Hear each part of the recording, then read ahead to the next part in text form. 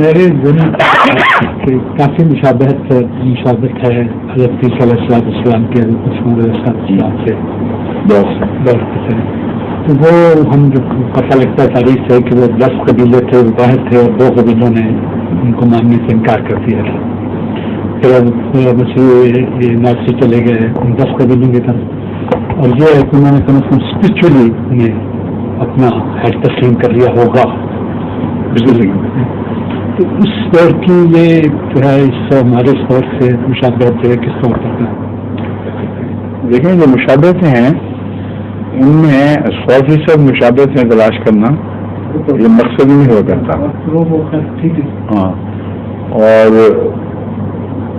اس طرح کا ایکسوڈس بھی آپ کو نہیں ملے گا. پھر اس زمانے میں جو 7 سال کے بعد یوز کا ایکسوڈس ہو گیا تھا،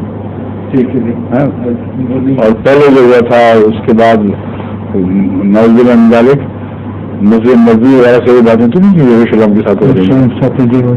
اس لیے ایسی مثالیں ڈھونڈنا جو فروئی ہیں اور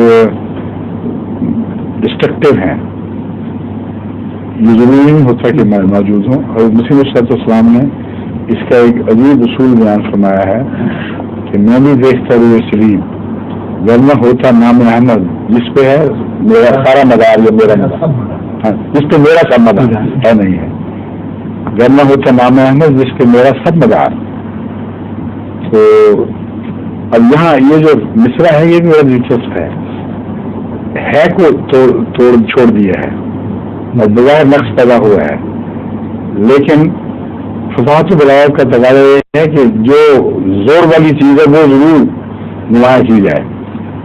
تو سب پہ جو زور دینا تھا اس کا تقاضا تھا، اس لیے پرواہ نہیں کی کہ ایک لفظی سخن پیدا ہو کہ جس پہ ہے میرا مدار، جس پہ میرا سب مدار. سمجھے؟ تو جس جب سب مدار محمد صلی اللہ علیہ وسلم پر ہوا تو محمد صلی اللہ علیہ وسلم کا فیض بھی ہر پہلو سے پہنچنا تھا، اور اس نے مسیح عیسوی کے ساتھ، مسیح موسوی کے ساتھ ایک فرق بھی کر کے دکھانا تھا.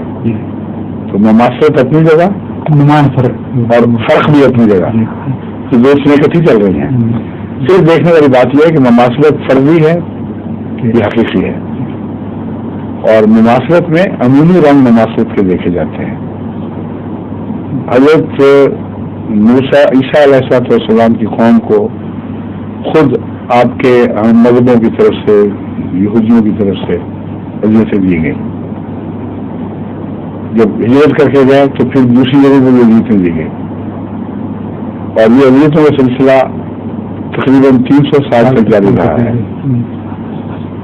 حضرت عیسیٰ علیہ السلام کے ماننے والے بھی یہ جو موجودہ خیال ہے بالکل غلط ہے، میں اس کے برعکس تاریخی گواہی بتا رہا ہوں آپ کو، ہرگز پسند نہیں کرتے تھے کہ موسوی مذہب سے اپنا تعلق توڑیں. لیکن 70 عیسوی یا 72 80 عیسوی کے قریب لگ بھگ انہوں نے کونسل بٹھائی یہود میں، اور تمام فرقوں کے نمائندہ اس کونسل میں اکٹھے ہوئے، اور انہوں نے صبراً امت موسوی سے ان کو نکال کے باہر مارا ہے. یہودی قوم میں عیسائی کو، ورنہ حضرت مسیح علیہ السلام کے جتنے اپنے پر وردہ حواری اور جن کو رسول بھی کہتے ہیں اپوسل سے، ان میں سے ایک بھی سینٹ پال کا قائل نہیں تھا. سینٹ پال بعد میں آیا ہے، اور یہودیوں کے ظالمہ رد عمل کے نتیجے میں پولین تحریک کو تقویت ملی، اور انہوں نے کہا کہ نہیں، ہم ہی نہیں ہیں تمہارے ساتھ، تم نے کہا ہمیں نکالنا ہے، ہم تو ہیں ہی الگ، اور تم وہی ظالم اور شفاق لوگ، تمہارے مذہب کو اکثر کر دیا مسیح نے. یہ رد عمل تھا، مگر یہ یہاں نہیں ہوگا. ایک حصہ ہوا ہے، دوسرا حصہ یہاں نہیں ہوگا. ہم کسی قیمت پہ بھی مثالوں کو نہیں توڑیں گے. تو جہاں جہاں مماثلت میں ہیں وہاں فرق کے پہلو بھی نمایاں ہیں. ظہور مہدی آخر زمان